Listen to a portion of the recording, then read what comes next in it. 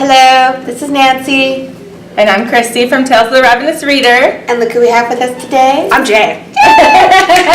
We are so excited to have you here with us, Jay. Thanks for having me. Huge fan of Jay. She's a New York Times bestselling I'm not author. a fan of my pants. Sorry. They look like pajamas. You're never going to live that down. I know, no matter what I do, no matter all the niceness I've done, no, I'm always going to be the jerk that talked about her pants. I'm sorry, so sorry. You deserve it. That was bad. It was bad. So, I just wanted to say that we're excited to be here, and I'm so very happy for you. This is a very momentous year for you. You have several releases, and do you want to talk about them? Oh my God, there's so many. I guess the big one is that we're ending the Marked Men and the Saints of Denver. Like, that's probably the big deal this year. See, they're all like, boo, and I'm like, new stuff! Okay, as long as you bring some of those elements into the new stuff, it's fine.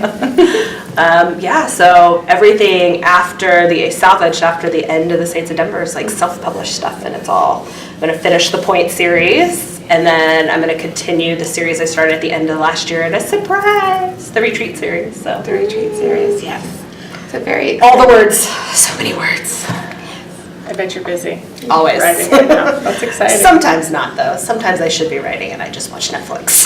Right. Hey, you gotta take a break. You gotta give yourself some self-care. I'm like, I'm just gonna watch Santa Clarita Diet all day. I think that works. That show is wicked. It's so funny. It's so funny, though. Yeah. So, you're a New York Times bestselling author.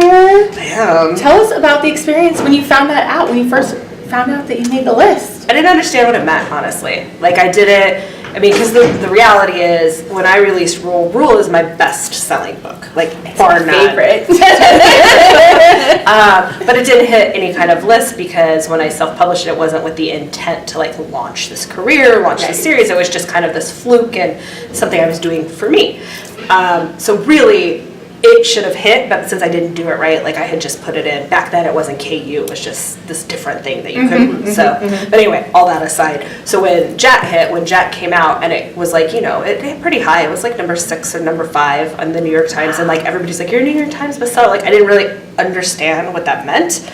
Like, I've always been a reader, and I've never looked to see if the book I like or the writer I like is a New York Times bestseller. So to me, it was just words. But then, like, all the people came out, like, media started coming out of the woodwork, and, like, press, and, like, all these other authors and all these other people, like, oh, you're a New York Times bestseller. Do you have advice? How did you hit the list? And I was like, oh, this is something people really want. Like, I guess I should pay attention, And I think, like, at that time, like, I was sandwiched between James Patterson and Nora Roberts. Oh my like, gosh. one was above me and one was below me. So, like, when I actually looked at the list to see who else was on it, like that was when I realized like this is a really big deal. Wow. But you have to be careful with that because I don't think making a list makes you or makes your career. Right. Like I haven't hit the New York Times in a very long time, like in 2 years. I think the last book I wrote was Bill, but that doesn't mean any of those books are better or worse than the ones that did hit, so you just have to keep because the goal is always going to change. Because then you hit the New York Times, then should you always hit the New York Times? And then you always hit the New York Times, what's next? Are you going to have a movie? You just got to keep you got to have your success and like your goals set reasonably, I think. So It's still exciting though. it is, for sure, but I think it could go sideways on you. So your books are very addicting, and the moment we read them, we were just like, we just had to have more. From your Marked Men series to your Breaking Point series and every other hot hombre in between. So Bad hombres. Bad hombres. Where did these characters come from, and can we play with them? Can you play with them? I think they all have ladies. They probably wouldn't like it so much, but play at your own risk. Rule is very similar to me, and like where he was in his life, that was very me in college. And he's based, like his physical appearance is based on my very first boyfriend I ever had. Oh. So when I started writing it, I was just thinking about like getting divorced. And I was at I turned like 35. So I was like at that point in your life where things are changing.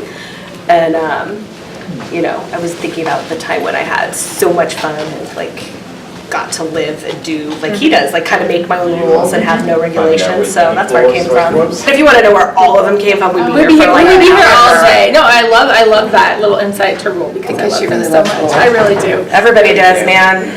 He's so great. People do. It's because you're so great. That's awesome. Or the worst. You could be both. You could be the best and the worst. It works. So you have like the most ardent and just intense fans. Do you have any memorable experiences you want to share? No, I mean, nothing crazy. I get asked that a lot. You would think like I had crazy stuff, but I don't. Like I don't. Okay, knock on wood that continues that way. I don't know, but part of it is probably because I am very clear in all like my messaging and my social media. Like I take no shit. Like no shit. Right. So like, as you should. I would entertain no bullshit. Like if somebody brought it to me, like that works. You know, their passion though, like the art, like the really passionate fans, I think are amazing. Like the ones that will read anything, the ones that will travel miles to come see me, like that is a really special thing. Like I don't think I'm special enough to travel to see, so the fact that other people do is very humbling and touching, and it blows my mind every time. I'm sure that there's people here today that traveled far to see you.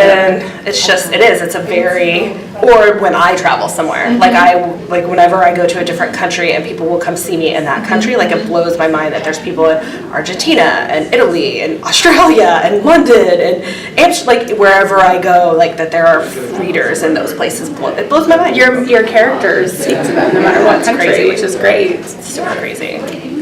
So, could you have imagined the writer life that you had 5 years ago compared to what you have now? And where do you see yourself like 5 years from now? No, I mean 5 years ago I was bartending. I said I was getting divorced. I almost lost my house. I was like on the verge of bankruptcy. I was like, it was hard. It was really rough. Like it was not a good like mental or financial or like it was just not a good time. And where I am now, it's different because like I said, when I started my career was like, you know, you come out of the gate guns blazing, and now I've settled it to like, you know, like a steady career. So, you know, in 5 years I would like hopefully to just maintain where I'm at. Like I won't go any lower. I don't mind going higher, but I definitely would just like to stay where I'm at, you know. And I would like to write different things. Like I think that's where my career is headed. Is I've done one thing and I've done it really well. I've done it better than most. Thank you very much. So now I want to do new things better than most. I like that idea. What was the first book that you read that made you want to be a writer? Well, Catcher in the Rye is my favorite. Like it was the first book I read that made me like identify with like a character that was real. Like I mean Holden Caulfield, like honestly is my first crush. Like that hipster, like misanthropic, like I hate everything, like that's totally, I was like, I love him, he's the best. But like the first book I read that made me want to like write something was, and there's this writer named Ann Stewart, she's been around forever. She wrote this book called Into the Fire, and the guy in the book is a drug dealer. Like he's a reformed drug dealer, and he's bad, like he's a bad guy, and he hooks up with a buddy of his younger sister that he had actually gone to jail for her, but she never knew that. Like, it was so great. It was like the real anti-hero, and he was terrible, and she was terrible. And I was like, this is more than romance. Like, this is storytelling. And that was like, I was like, I would love to do this. Like, this is so amazing.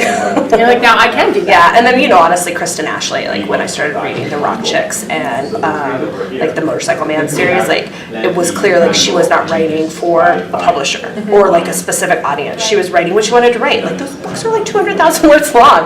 Like, they're just her telling her story. Like, so I remember, like, reading the Rock Chick series and being like, she's just writing what she wants to write. I could totally do this, like, you know, so that stuff. Yeah. You could spend a day with any of your characters. Who would you like to be with? Of my characters? Yeah. Who would you like to kiss, kill, or marry? I don't do that. I don't play that game because when I tell you who I would kill, you'll get mad. Oh, okay. Well, it depends, as long as it's not sad. Don't make her answer that question. No, I don't answer it. I refuse because then I have to justify my answer forever, and people are like, no. Of course. No, See, so it's those ardent, passionate fans. You don't want to go there with them. But you could spend a day with them. Who would you spend a day with? I think, honestly, Salem, because she's, like, the most, like, me, like, you know, and I would probably like to go shopping with her. I just like her. I like her sass, and I like her sense of humor. So Jay has a new book coming out Tuesday, which will be after, this video will come out after that, so it'll be brand new. Want to give us like a one-liner and then we'll end our interview? It's a crossover. The girl's from the Point, the boy is from, oh no, the girl is from the Saints of Deborah, the boy is from the Point, and it's crazy because they're like not in either world. They're in Liliana Hart's MacKenzie's world. So it's like my world's both of them, and then in her world, which is in Surrender, Montana, in the middle of nowhere. It's amazing. Can't wait. That's really exciting. We'll leave some information in It's the. filthy. Even better. That makes people want to read it more. So we'll leave information in the description about the book. It's legit filthy. Can't wait. Well, thank you, Jay, for being here with us today. Thanks for having We're excited to work your hand off with signing all the books today. I do it. So. I'm a pro. I'm a pro. Cheers. All right. Bye, everybody.